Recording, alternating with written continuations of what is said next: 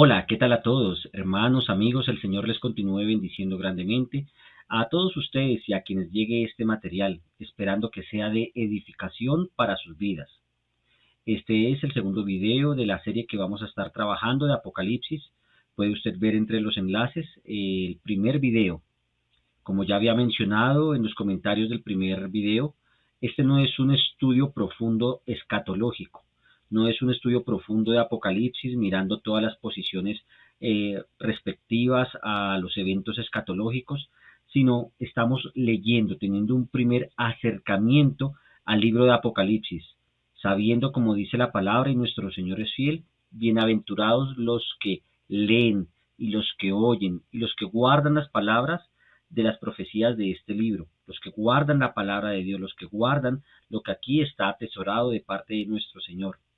Claro es que en la medida que vamos leyendo Apocalipsis, haremos alguna anotación o alguna acotación, y de pronto estas anotaciones o acotaciones tendrán que ver también con respecto a la posición asumida en términos de escatología. Ya les había comentado que soy de tendencia dispensacionalista, pero no a la forma neopentecostal, sino más bien de una forma un poco más prudente, más reservada, como el pastor Miguel Núñez o el pastor John MacArthur. Y entrando netamente en detalle, vamos a continuar en nuestra lectura de Apocalipsis. Estamos todavía en el primer capítulo. Vamos a ver hoy del versículo 9 al versículo 20. Dice la palabra de nuestro Señor y Dios, en el nombre del Padre, del Hijo y del Espíritu Santo, esperando que sea Dios quien hable a sus vidas y también a mi vida. Yo, Juan, vuestro hermano, y copartícipe vuestro en la tribulación, en el reino y en la paciencia de Jesucristo, estaba en la isla llamada Patmos, por causa de la palabra de Dios y del testimonio de Jesucristo. Yo estaba en el Espíritu en el día del Señor, y oí detrás de mí una gran voz como de trompeta, que decía: Yo soy el Alfa y la Omega, el primero y el último. Escribe en un libro lo que ves, y envíalo a las 7 iglesias que están en Asia: a Efeso, a Esmirna, a Pérgamo, a Tiatira, a Sardis, a Filadelfia y a la Odisea. Y me volví para ver la voz que hablaba conmigo, y vuelto vi 7 candeleros de oro, y en medio de los 7 candeleros a uno semejante al Hijo del Hombre, vestido de una ropa que llegaba hasta los pies, y ceñido por el pecho con un cinto de oro. Su cabeza y sus cabellos eran blancos como blanca lana, como nieve, sus ojos como llama de fuego, y sus pies semejantes al bronce bruñido, refulgente como en un horno, y su voz como estruendo de muchas aguas.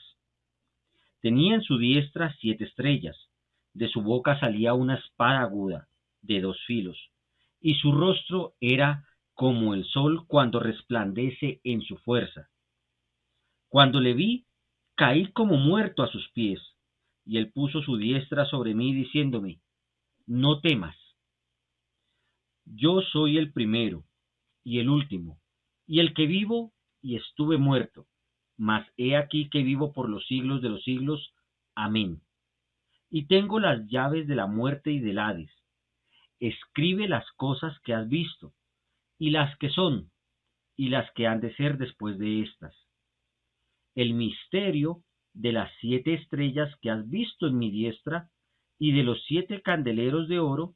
Las 7 estrellas son los ángeles o mensajeros de las 7 iglesias, y los 7 candeleros que has visto son las 7 iglesias. Amén. Que el Señor nos bendiga y nos alimente por medio de su santa palabra. Como le dijo también el Señor Jesús a Satanás cuando fue tentado, y como está allí mismo escrito en la ley: porque no solo de pan vive el hombre, sino de toda palabra que sale de la boca de Dios. Veíamos en la introducción de Apocalipsis, en la introducción de este primer capítulo, donde nos dice la palabra, y debemos recordarlo: bienaventurados los que leen y los que oyen las palabras de esta profecía y guardan las cosas en ellas escritas, En la medida que estamos siendo expuestos a la palabra del Señor, somos bienaventurados. Así también, y especialmente en este momento, leyendo el libro de Apocalipsis, estamos siendo bienaventurados. El libro de Apocalipsis no es para que el cristiano tenga temor, no es para que el cristiano tenga miedo, no es tampoco para que haga especulaciones de las cosas que pueden estar sucediendo y de las cosas que han de suceder, de las cosas que aún faltan en los eventos por venir, en tanto que Cristo regresa. Es más bien para que tengamos una fe firme, sólida, gozosos, sabiendo que el plan de Dios es un plan vencedor, que Él es el vencedor, que Él está en control, que toda la historia de la humanidad, pasado, presente y futuro, está en las manos de nuestro Señor. Y empiezan los versículos 9 al 20 en esta sección diciendo Juan, el apóstol Juan, diciendo yo soy su hermano. El apóstol Juan diciendo que es nuestro hermano. A través de sus palabras podemos entender que el verdadero líder, el verdadero siervo de Dios, los verdaderos líderes que el Señor puso, como los apóstoles del Cordero allí, como Juan, nunca se enorgullecieron de un título, nunca se enorgullecieron de un puesto, de una posición o de un ministerio, pues el único nombre merecedor de toda gloria, de toda honra y de toda alabanza es Cristo, y asimismo se ponen a la par de cada uno de nosotros como hermanos. No en tanto hoy, mucho falso profeta, mucho falso apóstol, que quieren solamente pleitesías, se creen superiores a todos los demás y buscan el servilismo y un nombre para sus propios ministerios, que sean ellos quien brillen. Pero Juan dice, yo soy hermano de ustedes y soy copartícipe, participo igualmente que ustedes en la tribulación. ¿En cuál tribulación? Leyendo los tiempos de historia directamente de los primeros años del cristianismo, los apóstoles, sabemos que todos fueron perseguidos, todos fueron martirizados y la mayoría de cristianos fue puesto como una burla ante el mundo en el circo romano y persecuciones continuas. Pero también la misma historia nos muestra que mientras la iglesia ha estado presente, siempre ha habido persecución contra la iglesia, persecución contra la palabra, persecución contra los creyentes fieles y verdaderos. Estoy hablando de la persecución a los genuinos cristianos, incluso por parte del mismo sistema romano, del mismo sistema romanista y liderado desde el Vaticano, que a propósito en este momento que estoy grabando el video es 6 de octubre. Hoy se conmemora también la muerte de William Tyndale, quien fue el primero que tradujo la Biblia al inglés completamente y fue torturado por el sistema romano y fue estrangulado y su cuerpo posteriormente quemado en la hoguera por causa de la palabra del Señor. Y Juan está diciendo, yo también soy partícipe de ustedes en la tribulación. Como cristianos fieles y verdaderos, mientras estemos en esta tierra y mientras estemos en este cuerpo, de una u de otra manera tendremos tribulación y tendremos persecución. No conozco el primer cristiano genuino que no haya tenido un tiempo de persecución o un tiempo de tribulación por causa del Evangelio. Puede ser que en el sistema occidental en el cual vivimos, por lo menos hasta el momento, la persecución es relativamente baja o relativamente débil, pero no significa que no está presente, pues es de común en medio de estos tiempos la burla continua contra los que creemos en el Señor Jesucristo, la burla y el desprecio continuo contra los que tenemos la palabra de Dios como norma de vida y este sistema que cada vez es más corrupto, que apoya y promueve todo lo malo, llama bueno a lo malo y malo a lo bueno, continuamente está despreciando al Señor. Jesús también dijo, mientras estén en el mundo ustedes tendrán aflicciones, pero confíen, yo he vencido al mundo. Y el mundo los aborrecerá porque me aborreció a mí primero, dijo el Señor. Y Juan está diciendo, yo soy también copartícipe de ustedes en estas mismas tribulaciones, en el reino y en la paciencia de Jesucristo, todo por causa de nuestro Señor. Y Juan fue enviado como esclavo a la isla de Patmos por causa de la palabra del Señor. Haciendo investigación cuenta la información que hay que en Patmos,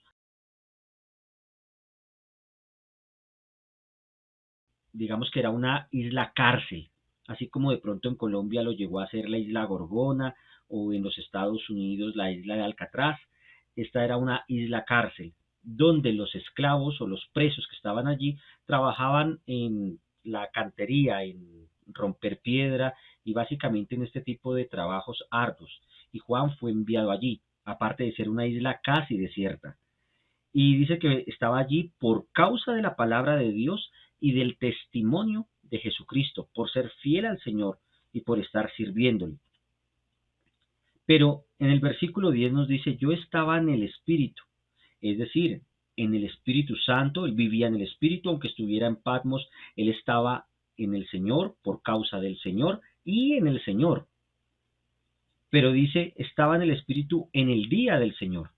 Aquí lo podemos entender ya fuera de una forma literal como el primer día de la semana, a lo que hace alusión cuando se llama el día del Señor, por causa de la resurrección de nuestro Señor Jesucristo en el primer día de la semana, pero también podríamos decir que fue llevado al día del Señor en el tiempo donde le mostró precisamente todos los eventos que están descritos aquí en el Apocalipsis, el tiempo del juicio de Dios, el tiempo donde el Señor muestra el fin de todas las cosas. Y oí detrás de mí una gran voz como de trompeta, que decía, yo soy el alfa y la omega, el primero y el último. Escribe en un libro lo que ves y envíalo a las 7 iglesias que están en Asia.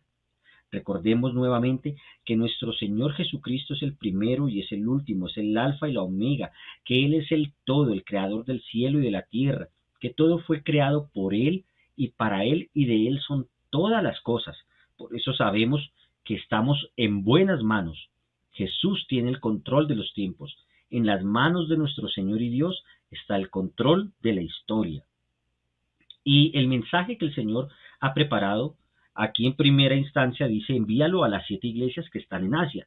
Y dan nombres puntuales que vamos a estar mirando más adelante con cada una de los llamados particulares a cada una de estas iglesias. A la iglesia de Efeso, de Esmirna, de Pérgamo, de Teatira, de Sardis, Filadelfia y la Odisea. 7 iglesias puntuales, 7 iglesias literales en Asia, en territorios literales, pero que representan a la totalidad de la iglesia a lo largo de la historia, tanto desde que nuestro Señor Jesús ascendió a los cielos y vino el Espíritu Santo en Pentecostés con los apóstoles en aposento alto, hasta los días de hoy y hasta que nuestro Señor Jesucristo regrese. 7 iglesias que representan a todo el conjunto de creyentes que dicen y expresan ser creyentes en Jesucristo. Lo incluye usted y me incluye a mí, siendo nosotros mismos también iglesia, porque cada una de estas iglesias también conserva características que vamos a estar analizando, como ya he dicho, que también puede aplicar a cada una de nuestras vidas. Yo podría estarme comportando como la iglesia de Éfeso, o como la iglesia de Sardis, o como la iglesia de la Odisea, o bendito Dios, podríamos estar comportándonos y siendo testigos fieles del Señor como la iglesia de Filadelfia, o como la iglesia incluso de Esmirna, aún en medio de la persecución y de la tribulación. Así que la palabra que el Señor le está diciendo a Juan, que escríbela para que sea enviada a las 7 iglesias, fue con el propósito de que llegara para usted y para mí. Y dice, y me volví para ver la voz del que hablaba conmigo, y vuelto vi 7 candeleros de oro.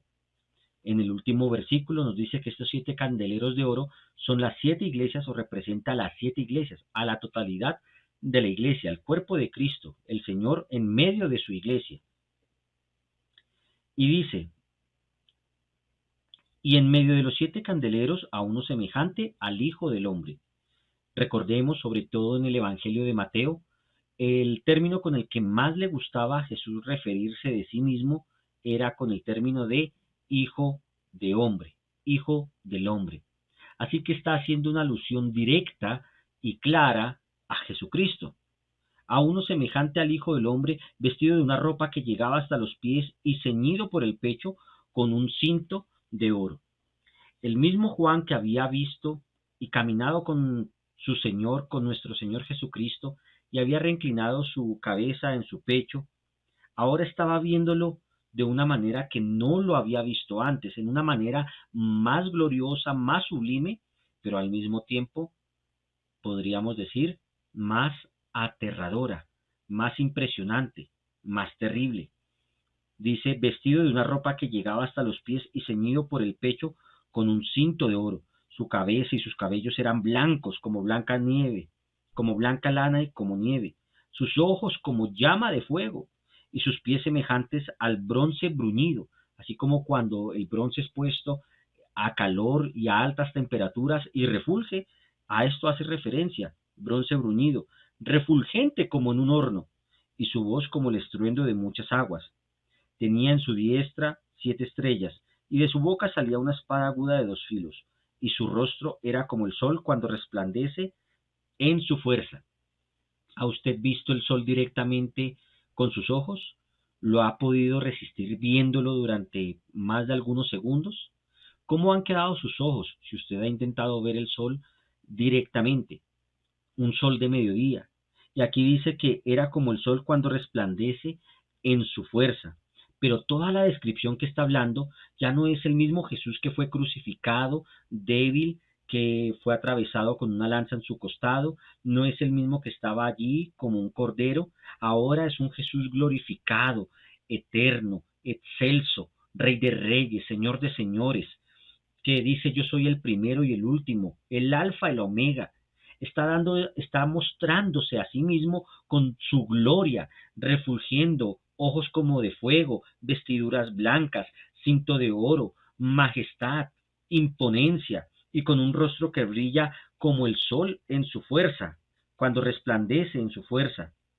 Con razón entonces viene el versículo 17, cuando Juan dice, cuando le vi, caí como muerto. Es decir, piénselo por un momento. El mismo Juan que había reclinado con confianza su cabeza en el pecho de su maestro, en Jesús, ahora al verlo cae como muerto ante tal figura imponente, grande, majestuosa y terrible. Por eso podemos decir que el Señor es temible, y ciertamente lo es, y no es un temible de un miedo de terror como quien ve un monstruo, sino un temible de respeto imponente. Hace algunos meses, a principio de año, el Señor me dio la oportunidad de estar ministrando como evangelista y misionero en el país de Guatemala. Y allí me tocó quedarme en una vereda llamada El Rodeo, cerca al pueblo de Escuintla, allí en Guatemala. Y el volcán de fuego que está activo todo el tiempo, o el tiempo que estuve allí estaba activo prácticamente de tiempo completo, se veía sobre todo en las noches la erupción y cómo salía lava de él mismo, y era un espectáculo hermoso en el sentido natural. Usted ve el volcán, dice que bello, usted ve la naturaleza, dice que hermoso, pero al mismo tiempo imponente y de temor, de pensar, ¿y si explota? ¿Y si arrasa toda la aldea? ¿Y si sucede como las noticias cuentan hace algunos años que también murieron allí mismo cerca de las laderas del volcán de fuego miles? Es decir, genera un temor, pero de respeto. Y un temor por su misma grandeza, magnificencia. Casi todo evento natural o cuestión así como bella, pero al mismo tiempo fuerte, es imponente y genera cierto temor de respeto, como ya mencionaba, por ejemplo, los volcanes. Pero aquí es algo mucho mayor, y es la descripción de Jesucristo glorificado, es la visión del Hijo del Hombre, es la visión de Cristo, el Cristo que está sentado a la diestra del Padre, el Cristo que estamos esperando usted y yo, si en verdad estamos esperándolo. No es el Jesús débil que muchos presentan como si estuviera rogándole a alguien que por favor, si quieres creer en mí, cree en mí, si no, pues yo voy a estar muy triste. No, no es ese Jesús, es un Jesús dueño, un Jesús Señor, un Jesús glorificado, magnífico, excelso, puro, que llama a los hombres al arrepentimiento diciendo, Arrepentíos o pereceréis. Arrepentíos y creed el Evangelio, porque el reino de los cielos se ha acercado, porque el reino de los cielos está aquí, porque el reino de los cielos está entre ustedes. Arrepentíos, porque es un rey imponente que está dándole un ultimátum de opción en misericordia, de perdón a todos aquellos que, perteneciendo al reino de las tinieblas y siendo parte del reino de Satanás, ahora el Señor los llama para hacer las paces con Dios y poder ser parte del reino de los cielos. Pero el que no se quiera sujetar está bajo la mano del rey, quien con autoridad ha establecido su designio y su orden eterna. Así que Juan, viendo esta visión del Hijo del Hombre, dice: caí como muerto, caí a sus pies como muerto. Pero ahora el mismo Señor puso su diestra sobre mí, dice Juan, diciéndome: no temas. Es decir, el mismo Señor que refleja, que inspira ese temor de respeto, ese temor de ver su grandeza, lo sublime, lo poderoso que es, motivo por el cual usted y yo también deberíamos temblar delante de su presencia en pensar pecar, o cuando pecamos, o cuando hacemos las cosas indebidas que a Él no le gustan y que sabemos que Él las ha visto, que Él las ha oído, que Él está en medio de nosotros, como dice. Los 7 candeleros que representan la iglesia son las 7 iglesias, y en medio de los candeleros de oro, Jesucristo. Él está en medio de su iglesia. Por eso deberíamos nosotros también tener temor y temblar, y no tomar a Jesús como a la ligera, simplemente como muchos: es que es mi parcerito, es que es un amiguito más, es que es mi chuchito, y formas despectivas que muestran un desconocimiento de la gloria de Cristo. Santiago también, cuando está hablando, dice en la epístola de Santiago: ustedes dicen que Dios es uno, pues bien hacen, pero los demonios también creen y tiemblan. Así que nosotros a veces incluso somos más necios que un demonio cuando no temblamos ante el Señor, pero es bajo este temor y bajo este respeto a Cristo, a su palabra, al Evangelio, en el que el mismo Señor nos toma y ahora nos levanta y nos dice: no temas, yo soy el primero y el último, no temas, yo estoy contigo, no temas, tú eres mi hijo, no temas, a ti te he salvado, no temas, yo estoy aquí contigo, porque yo soy el primero y el último, y el que vivo y estuve muerto. Aquí recordamos la obra de nuestro Señor Jesús en la cruz del Calvario para nuestra salvación, para el perdón de nuestros pecados. El que no cometió nunca pecado, se hizo pecado por causa nuestra. La paga del pecado, muerte. Él no merecía morir, pero sufrió la muerte en su lugar y en el mío, como un sacrificio en sustitución de su vida y de la mía, para que no tuviéramos que pagar eternamente el castigo, excluidos de Dios. Dice: mas he aquí vivo por los siglos de los siglos. Amén. Y tengo las llaves de la muerte y del Hades. Jesucristo resucitó al tercer día entre los muertos y tiene todo poder y toda autoridad. Recordemos que en Mateo 28 también el Señor, en el llamado la Gran Comisión, y también en sus citas respectivas paralelas en los otros evangelios, dice: porque todo poder y toda autoridad me ha sido dada en el cielo y en la tierra, por lo cual, o basado en esta autoridad que yo tengo, ahora yo los mando a ustedes, yo los comisiono a ustedes a que vayan y hagan discípulos a todas las naciones, predicándole a todos el Evangelio, las buenas nuevas de salvación, enseñándoles a todos a que guarden mis palabras, a que guarden lo que yo les he enseñado a ustedes, basado en la autoridad del Señor. Todo poder y toda autoridad me ha sido dada. Y aquí el Señor vuelve y lo confirma diciendo: y tengo las llaves de la muerte y del Hades. Hace algún tiempo alguien me decía: pastor, pero en el infierno entonces está el diablo castigando a los malos. Yo le decía: ¿y a usted quién le dijo esa mentira tan brava? Ah, no, pues ¿qué es lo que enseñan? Y básicamente esa enseñanza eh, falsa, esa enseñanza falsa, viene del folclore romano y de las pinturas y de todo lo que han hecho en representación del infierno. pero no es lo que la Biblia refleja. Jesús mismo dijo que el infierno había sido creado para Satanás y sus ángeles, no para que gobernaran en el infierno, sino para que ellos también tengan la condena que merecen. Si el Señor ha permitido que Satanás esté suelto ahora en la tierra, es porque cumple sus designios eternos y sirve para mostrar quiénes son los del Señor y quiénes no son los del Señor, quiénes aman al Señor y quiénes aman el reino de las tinieblas. Todo en el Señor tiene un propósito de bien, pero el Señor es quien tiene las llaves de la muerte y del Hades, las llaves del infierno.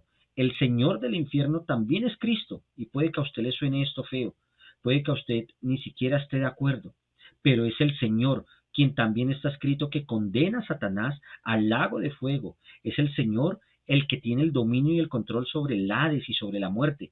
Es el Señor el que dice qué día morimos, así como también el que permite que vivamos.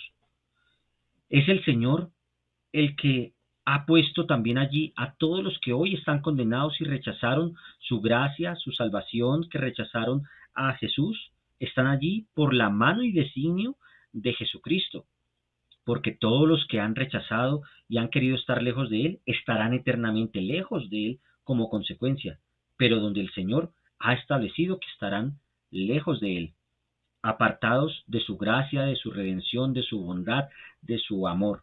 Pero allí el dueño sigue siendo Cristo. Él es quien tiene las llaves del Hades, las llaves de la muerte.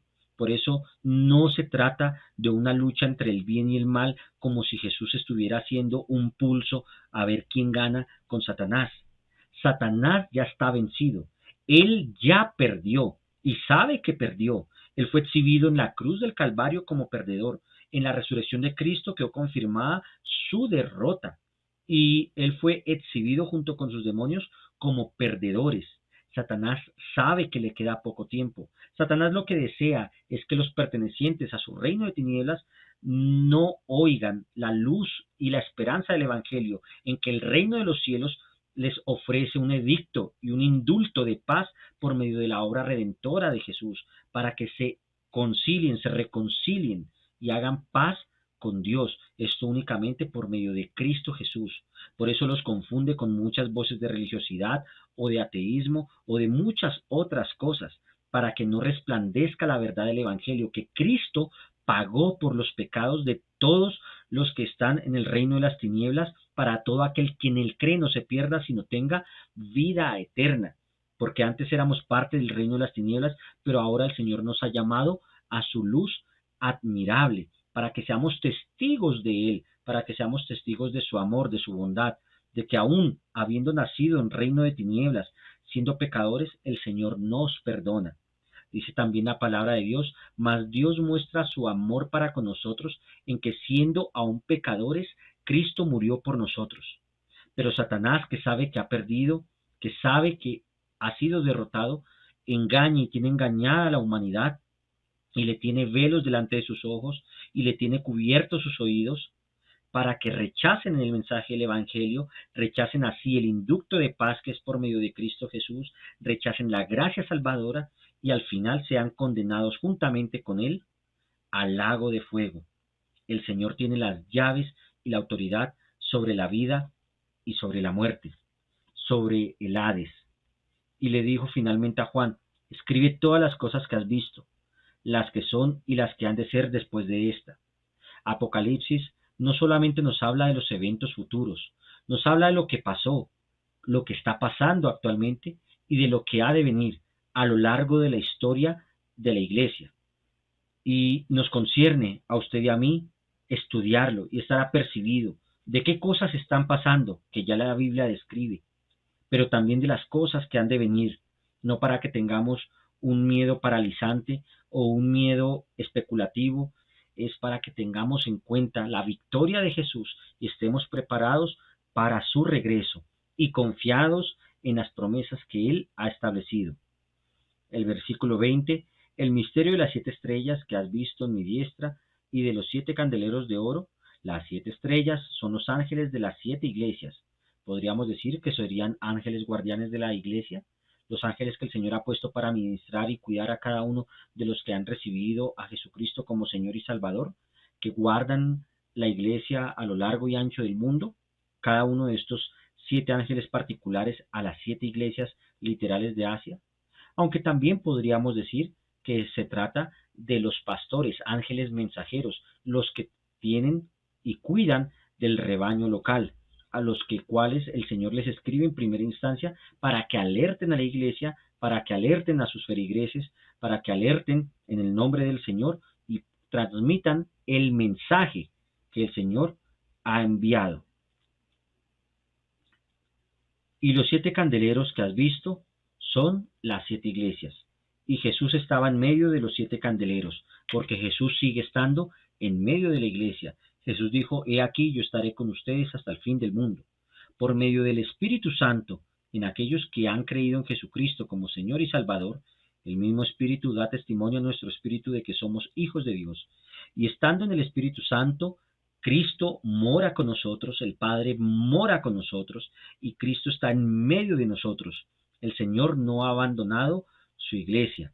Así como también hay ángeles ministradores que el Señor tiene para el cuidado de su iglesia, también ha establecido el Señor pastores, siervos, evangelistas, ministros que cuidan en el nombre de Cristo el rebaño y que procuramos en el amor del Señor compartir su palabra para que sean nutridos y pongan sus ojos en Jesucristo, autor y consumador de la fe, no para un servilismo ciego, no para un seguimiento ciego, como sucede hoy también en muchas iglesias y de muchos falsos profetas y falsos ministros que tienen borregos siguiéndolos ciegamente y que defienden todas sus herejías, todas sus falsedades, todas sus artimañas, aunque se les demuestre con las escrituras que están errados, que son doctrinas de demonios. No es para un servilismo ciego, tampoco para que el pastor se enaltezca sobre la grey como si fuera dueño de las ovejas o dueño de la grey, sino en el amor del Señor como servidores en el nombre de Cristo Jesús, mensajeros enviados por el Señor cumpliendo simplemente la tarea y la labor de amor y de servicio que el Señor ha puesto. Primeramente es necesario que conozcamos a Jesucristo. Es necesario que el Espíritu Santo esté en nosotros. Es necesario que conozcamos cada día más al Señor y entendamos que la vida eterna la vivimos desde ya, que somos reyes y sacerdotes de nuestro Señor por medio de Jesucristo, que nos ha lavado con su sangre y que nos ha limpiado de todo pecado si hemos puesto nuestra confianza verdaderamente en Él como nuestro único y suficiente Señor y Salvador, que debemos cada día recordar como dice la palabra en Juan 17:3, y esta es la vida eterna, que te conozcan a ti, el único Dios verdadero, y a Jesucristo, a quien has enviado. Conocer, una relación de intimidad, una relación de cercanía. Yo debo negarme a mí mismo cada día, usted debe negarse a sí mismo cada día. Debemos buscar al Señor en oración, en ayuno, debemos estudiar y escudriñar las sagradas escrituras, debemos leerlas, debemos procurar cada día ser más diligentes en entenderlas, en buscarlas y quitar de nuestra mente cualquier excusa diabólica, como yo no entiendo, y es que me da pereza, y es que, bueno, un montón de excusas despreciando la palabra de Dios. Debemos ser llenos de la palabra de Dios. Cada vez que estamos escudriñando las escrituras, también estamos conociendo a Jesús y podemos entonces entender su grandeza, su resplandor, su magnificencia, que Él es santo, santo, santo, que Él resplandece más allá de lo que nosotros pudiéramos imaginar, está más allá de lo que pudiéramos describir. Así que bienaventurados los que leen y los que oyen y los que guardan las palabras de la profecía escrita en este libro, escrita en Apocalipsis. Bienaventurado usted y yo si con estas lecturas estamos conociendo más a Jesús. Bienaventurados ustedes y yo si a través de este estudio general o acercamiento general del Apocalipsis podemos enamorarnos más de Jesús y estar más firmes en nuestra fe, confiados en que Cristo volverá y confiados en que su obra es perfecta y la historia está sujeta a sus manos, el vencedor y nosotros vencedores juntamente con Él y en Él y para Él. Que el Señor les continúe bendiciendo. Agradezco los comentarios, agradezco también cualquier sugerencia y ánimo que también me puedan dar. Me gustaría de pronto hacer estos videos de una forma más seguida, de pronto con un horario más establecido, pero me ha quedado difícil, todo por cuestiones de trabajo también, las ocupaciones familiares y cosas que también ustedes saben y en las cuales también todos nosotros tenemos que lidiar día a día. Pero sobre todo es mi deseo que así sea poco o de vez en cuando que pueda hacer un video, sea de bendición para la iglesia y que ustedes también sean edificados en él. Les pido disculpas si de pronto hay un solapamiento entre mi voz y el sonido de la voz o de pronto algún error, defecto, ya sea en la visualización de la cámara o del micrófono, porque no tengo equipos profesionales para hacer esto. Aunque gracias a Dios he podido mejorar un poco eh, la indumentaria o el hardware para hacer estas transmisiones, para hacer este material. Aún así no tengo el material profesional que daría mejor calidad tanto en video como en sonido. Pero lo importante es que Jesucristo sea glorificado. Y si este material es de bendición para alguien más y usted lo puede compartir, también el Señor le siga bendiciendo y lo ayude para que podamos llegar a otros con el mensaje del Evangelio. También, si está en su voluntad y desea, puede suscribirse a mi canal y activar la campana para las notificaciones de los videos siguientes. Que el Señor les siga bendiciendo a todos, a cada uno por nombre. El Señor los conoce a ustedes, aunque yo no los conozca. Gracia y paz, muchas bendiciones, un abrazo.